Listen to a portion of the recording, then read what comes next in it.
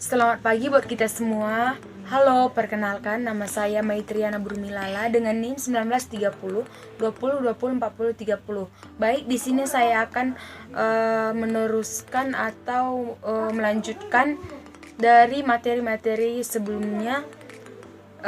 Sekarang kita akan mempelajari yang namanya pengembangan paragraf.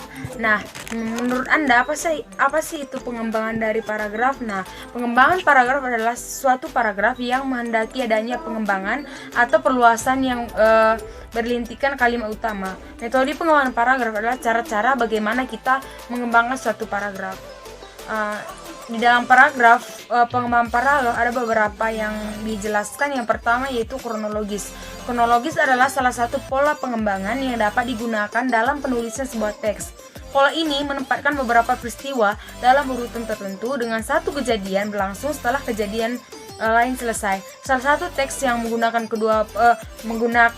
kedua pola pengembangan ini adalah teks eksposisi.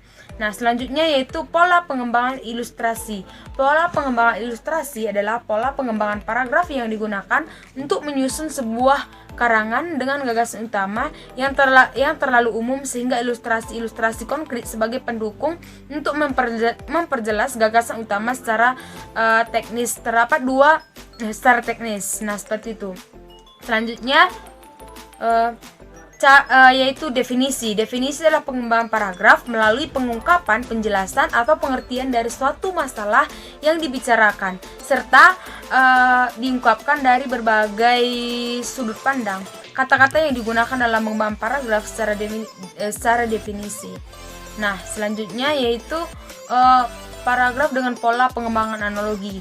Nah, paragraf dengan pola pengembangan analogi adalah penalaran induktif dengan membandingkan dua hal yang banyak persamaannya. Berdasarkan persamaan kedua hal tersebut, sehingga kita bisa menarik suatu kesimpulan. Nah, selanjutnya sih, apa yang dimaksud dengan paragraf perbandingan? Nah, paragraf perbandingan merupakan paragraf yang pada gagasan utamanya merupakan bentuk perbandingan baik dari suatu yang mempunyai kemiripan ataupun perbedaan agar lebih jelasnya contohnya orang tua terkadang memang sedikit lebih galak dan sering marah-marah seperti itu. Nah, selanjutnya yaitu pengembangan paragraf dengan perbandingan, atau bisa dijelaskan atau pengontrasan dilakukan untuk menyatakan persamaan dan perbandingan dua hal. Selanjutnya yaitu paragraf dengan pola pengembangan sebab akibat. Nah, paragraf hubungan sebab akibat adalah paragraf yang dimulai dengan mengemukakan fakta khusus yang menjadi sebab dan sampai pada simpulan yang menjadi akibat.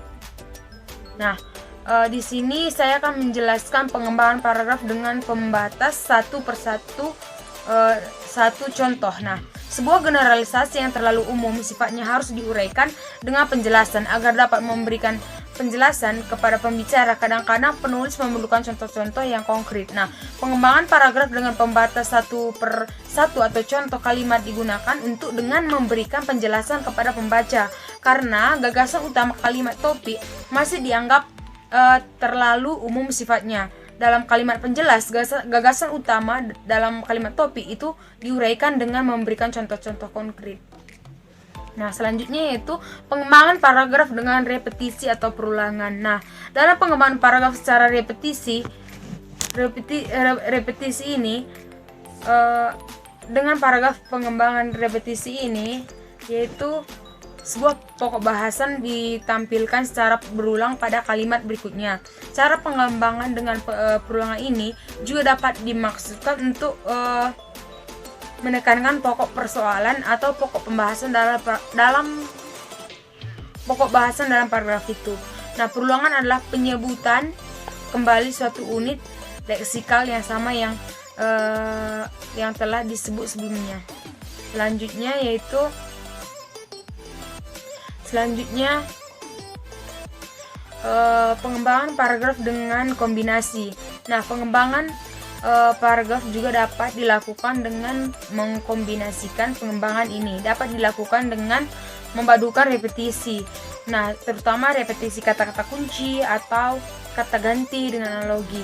Kunci atau kata ganti dengan analogi pengembangan paragraf dengan kombinasi ini paling sering digunakan oleh penulis untuk menuangkan gagasan-gagasannya. Cara pengembangan ini memang paling mudah dilakukan.